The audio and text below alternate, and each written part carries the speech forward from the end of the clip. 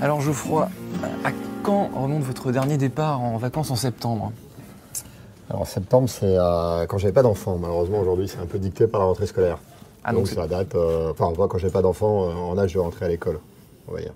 Ok, donc ça n'a rien à voir avec le travail, c'est plus le... Malheureusement, non. Sinon, on arrive toujours à s'arranger. Et septembre, c'est un super mois pour partir.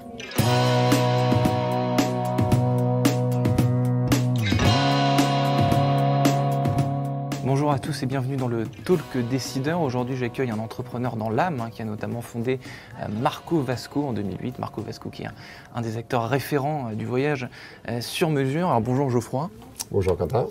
Alors là, la première question que je vous ai posée n'est pas anodine parce qu'apparemment les septembristes, donc les personnes qui partent en vacances en septembre, sont de plus en plus nombreux, a fortiori cette année. C'est vrai cette tendance? Oui, il y a une légère hausse effectivement pour le mois de septembre qui compense une légère baisse sur le mois d'août. Après, c'est toujours, je ne sais pas s'il y a plus de gens qui partent, mais septembre c'est un mois agréable, les prix sont moins chers, il fait encore très beau, donc notamment en France, sur des voyages locaux, il y a une augmentation. Et sur les voyages, donc les gens qui partent, les septembristes, ils partent où en majorité? Alors il y en a beaucoup quand même qui partent, enfin qui restent en France. Et, pour prolonger un peu les... Oui, pour prolonger un peu. Et sur les voyages à l'autre bout du monde, cette année, on n'a pas vu un pic pour le coup. Donc voilà. Alors sur ce marché assez concurrentiel du voyage sur mesure, comment est-ce qu'on fait mieux que ses concurrents justement? Comment est-ce que vous arrivez à dénicher les chemins, les parcours qui vont faire mouche auprès des clients? Il y a plusieurs choses. Il y a déjà comment est-ce qu'on fait mieux pour trouver le client.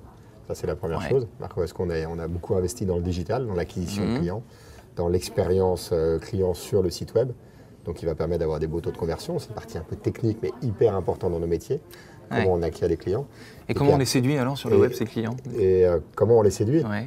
Après, c'est très basique. Déjà, en étant dans les premières positions sur Google, parce qu'aujourd'hui, un internaute ne se donne pas la peine d'aller en deuxième page ou d'aller en fin de la première page. Donc le référencement est absolument crucial.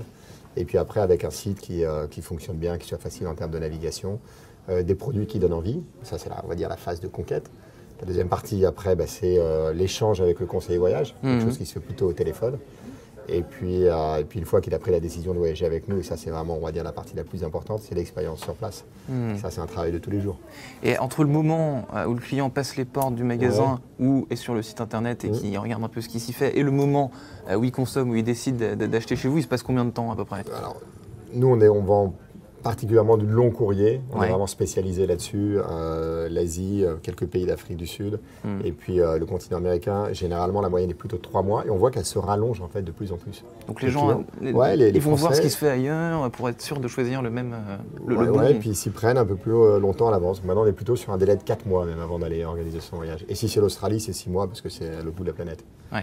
Donc, parmi vos 250 collaborateurs, est-ce qu'il y a des gens qui bossent exclusivement sur l'élaboration de parcours, de parcours clients sur place? Bien sûr, alors on a des gens dont le métier est de créer quelque part, donc c'est eux qui vont vraiment créer les produits, donc c'est un métier assez qui fait beaucoup rêver parce que ils y vont eux-mêmes, forcément. On se balade, on visite les lieux, les hôtels, etc. On négocie, donc c'est assez sympa.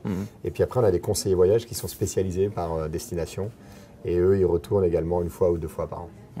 On a vraiment des experts, on vend l'expertise du pays à chaque fois, qui est absolument crucial. D'accord, et donc le pays en ce moment qui marche, vous avez dit l'Australie, donc il faut prendre du temps, donc c'est peut-être pas le pays le plus plébiscité. L'Australie fonctionne très bien, le Japon marche très très bien. Après, il y a aussi des effets de mode. L'année dernière, c'était Cuba. Je pense qu'aujourd'hui, il y a trop de monde qui va à Cuba, les infrastructures ne sont pas prêtes à accueillir le nombre de touristes qui sont prêts à y aller. Moi, je conseille la Colombie, c'est un pays merveilleux, assez plus touristique, beaucoup plus safe qu'il y a quelques années. Donc, c'est le moment. Alors, vous avez dit dans une interview que vos quelques années de salariés seulement chez KPMG vous ont appris à compter. Donc, sans ça, vous n'auriez pas pu devenir entrepreneur finalement. Je pense que il y a quelques compétences nécessaires pour pouvoir entreprendre. Mais je pense que d'être à l'aise avec les chiffres et de savoir bien compter, c'est utile dans beaucoup de métiers, particulièrement dans le tourisme parce que les marges sont assez fines. Donc il faut être extrêmement rigoureux en termes de gestion. Et effectivement, pour moi, c'était un cauchemar d'avoir bossé chez KPMG. La vie de salarié, c'était un cauchemar. Pas tant, enfin, là, il y avait double peine. Il y avait la vie de salarié d'un côté et puis se retrouver à pointer des comptes de l'autre. Donc sur le moment, je trouvais que ce n'était pas très rose comme quotidien. Mais a posteriori, c'était génial parce que c'est une expérience qui m'a donné une bonne rigueur en termes de gestion qui est absolument cruciale et dont je me sers tous les jours aujourd'hui. Donc a posteriori, c'était chouette. Mais 15 ans après. Ouais, j'ai lu votre portrait chez nos confrères de Forbes et le titre que j'ai lu, c'est Geoffroy de Becdelièvre, l'entrepreneur qui célèbre l'échec. Alors en quoi l'échec est important dans votre vie d'entrepreneur et peut-être dans celle de Marco Vasco que vous avez créé? Déjà, Marco Vasco est né d'un échec.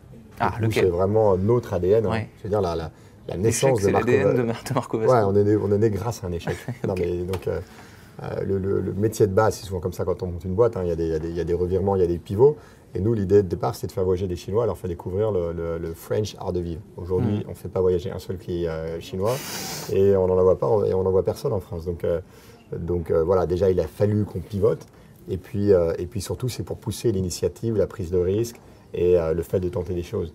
S'il n'y a pas d'échec, finalement, c'est qu'on fait son métier sans se mettre en risque. Et je pense qu'on se doit sans arrêt de se réinventer, etc. Et ça a brisé le tabou très français, hein, finalement, de l'échec. Vous considérez que vous avez réussi à le faire chez Marco Vasco avec les gens que vous... Je pense que l'échec est bien vécu chez Marco Vasco. Alors nous, on le célèbre, hein, on est même un prix, on se réunit derrière... Un prix annuel, le plus bel échec de l'année. Le plus bel échec. J'ai la chance d'avoir quelques trophées dans mon bureau parce que je me plante souvent dans les projets que je peux avoir envie de lancer. Mais a posteriori, on a toujours appris des choses. Et c'était toujours hyper enrichissant. Alors vous avez une autre activité, vous investissez dans des startups qui vont, enfin j'espère pour vous, qui vont monter. Comment est-ce que vous sentez qu'une startup elle coche toutes les cases et donc qu'elle peut monter? Le premier critère, ça reste le bonhomme. Hein. Honnêtement, objectivement, c'est intuition. C'est l'entrepreneur, véritablement, son engagement, son envie, sa passion, son background, son passé. Qui est vraiment l'élément le plus fondamental. Et puis après, c'est les gens qui me font rêver avec des grandes idées, je m'en méfie toujours, mais c'est tout simplement est-ce que le produit répond à un besoin. Ça, je pense que c'est le premier point fondamental. Est-ce que l'entrepreneur a la capacité et les ressources pour pouvoir y répondre? Est-ce que le modèle économique permet de gagner sa vie? Déjà, si on valide ces 3 points, on a fait une grande partie du boulot. Et voilà, mais je me souviens d'un de mes premiers investissements chez Foodcherry qui a été vendu entre-temps. L'entrepreneur, le premier soir, on a commandé en direct, on a vécu l'expérience client et il posait des super bonnes questions, il avait vraiment quelque chose de dingue et la boîte s'est très très bien développée. Donc c'est toujours question de personnes. Et pour finir, puisque vous célébrez l'échec et puis parce qu'il faut briser le tabou, est-ce qu'il y a un défaut personnel ou professionnel que vous avez identifié et qui vous a fait du tort? Et que vous essayez encore aujourd'hui de... Me concernant? Ouais. Je pense que je suis un peu impatient et j'ai un peu tendance à vouloir aller très vite. Donc, quand ça va pas assez vite, vous tapez du poing? Je suis pas un râleur et je déteste gueuler, je vois pas ce que ça apporte. Mais voilà, je sais que j'ai plutôt tendance à mettre un peu la pression pour qu'on aille vite. Quoi. Merci Geoffroy. Merci Quentin.